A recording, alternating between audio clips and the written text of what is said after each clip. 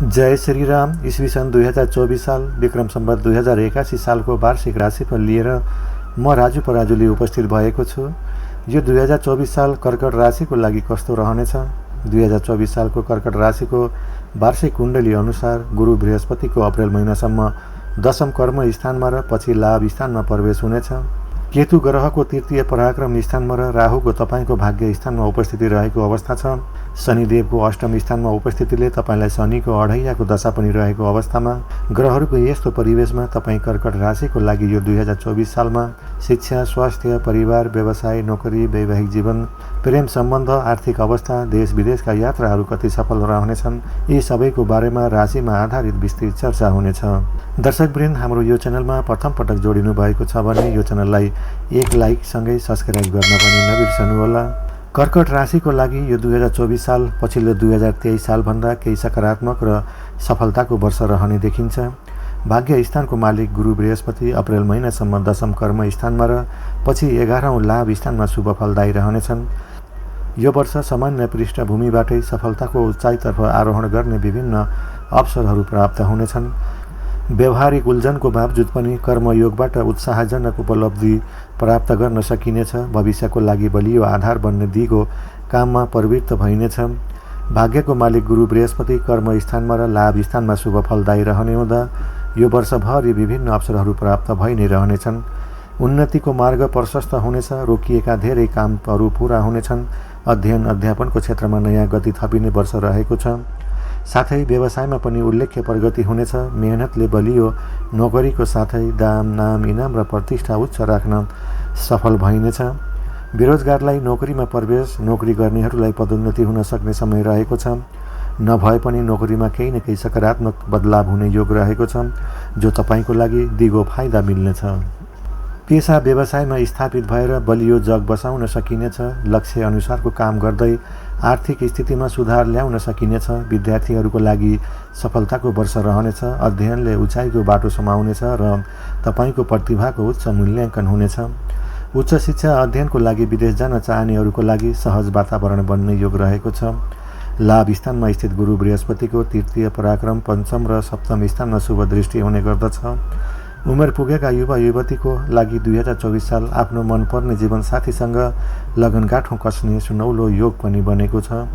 घरमा नयाँ सदस्य थपिने समय रहेको छ। यो 2024 साल कर्कट राशिको लागि यो वर्ष परिवारको साथ धार्मिक यात्राहरू हुन सक्छ। दाजुभाइसँगको सम्बन्ध राम्रो हुनेछ।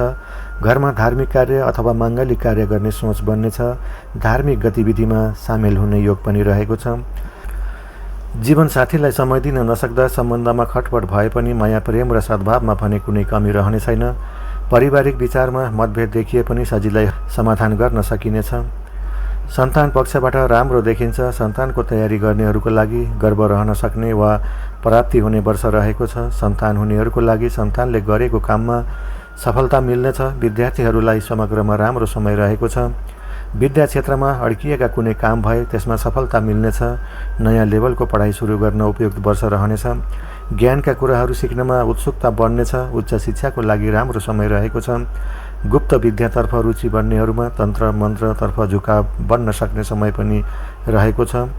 वैदेशिक क्षेत्र सम्बन्धी कामहरू बन्ने, विदेशको भूमिमा कर्म गर्नेहरूलाई राम्रो मुनाफा आर्जन गर्न सकिने वर्ष रहेको छ।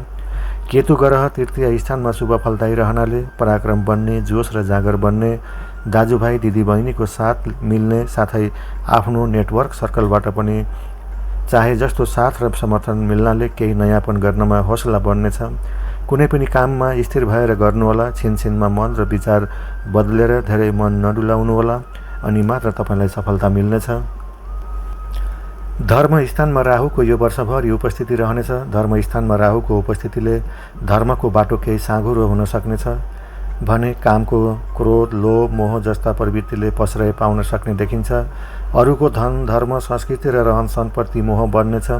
सदाचार र आत्मअनुशासन पालना नगर्दा सामाजिक लोकप्रियतामा केही कमी भएको महसुस हुन सक्नेछ। कर्मक्षेत्रमा बाटो बिराउनाले दुःख हुन सक्नेछ। जागिर गर्दै हुनुहुन्छ भने जागिर नछोड्नुहोला।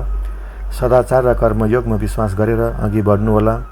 राहुको नकारात्मक असर कम हुन सक्नेछ। शनिदेवको अष्टम स्थानमा उपस्थिति रहेको छ र तपाईँलाई शनिको अढैयाको दशा पनि रहेको अवस्था हो। शनिदेवको आफ्नै राशिमा रहेको कारण विपरीत राजयोग पनि बनेको छ।